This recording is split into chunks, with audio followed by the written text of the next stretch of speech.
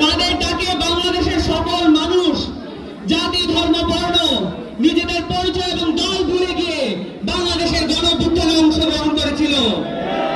এইরকম গণঅভ্যুত্থান সাউথ এশিয়ায় আর কখনো দেখা যায় নাই।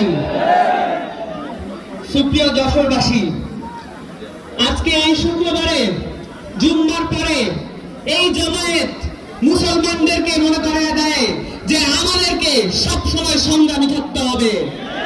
প্রত্যেকটা জুম্মার দিন সংগ্রামের দিন, প্রত্যেকটা জুম্মার দিন আমাদেরকে মনে করিয়ে দেওয়ার দিন যে ইন্ধন দেয় ইতিহাস, যশোরের ইতিহাস, এই সংগ্রামী মাটি আমাদেরকে মনে করিয়ে দেয় যে আমরা ব্রিটিশ বিরোধী আন্দোলন থেকে সংগ্রাম করে আসছি এই দেশটাকে ঠিক করার জন্য, এই ভূখণ্ডটাকে ঠিক করার জন্য, কিন্তু আমরা সেটা পায়রা উঠি নাই।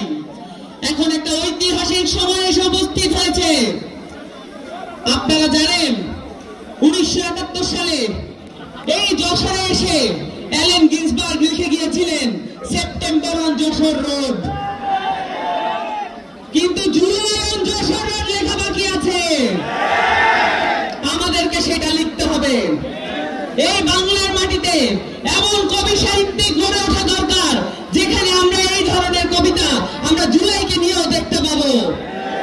এই ধরনের শিল্পী গড়ে ওঠা দরকার যারা বাংলাদেশকে মনে রেখে কোন ভারতীয় হিন্দুত্ববাদী আখড়াকে মনে না রেখে বাংলাদেশকে মনে রেখে শিল্প রচনা করবে। সুপ্রিয় যশোরবাসী, আমাদের সামনে অনেকগুলো উদাহরণ আছে। আমরা কিছুদিন আগে মহররম পালন করেছি।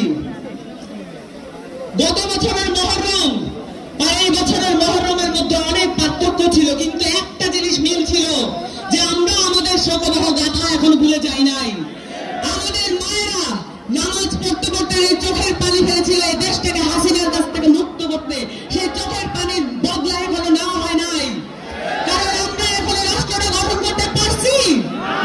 আমাদের রাষ্ট্রটা গঠন করতে হবে। চাঁদাবাজ কি এই যশোরে আছে?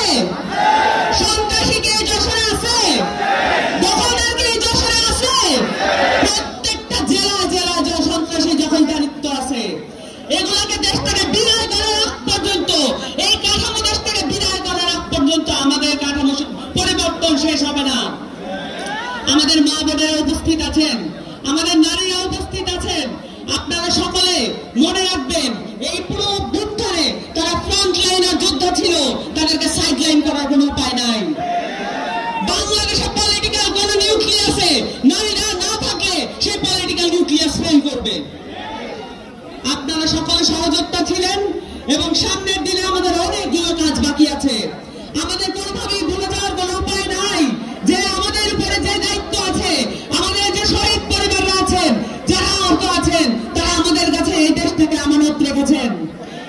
এই দেশটার আমানত আমাদেরকে দিয়ে যেতে হবে, কারণ এই দেশটা আমাদের কাছে দিয়ে রেখেছেন, কারণ তারা রক্ত দিয়ে আমাদেরকে বুঝিয়েছেন তারা কত দূর পর্যন্ত ত্যাগ করতে চান, এবং তারা আমাদেরকে বারবার প্রত্যেক জেলায় বলেছেন যে আরো বেশি ত্যাগ করতে তারা রাজি আছেন। সুপ্রিয় যশোরবাসী, আমাদের দেশে যতগুলো নদী আছে এই নদীর হক আমরা আদায় করতে পারি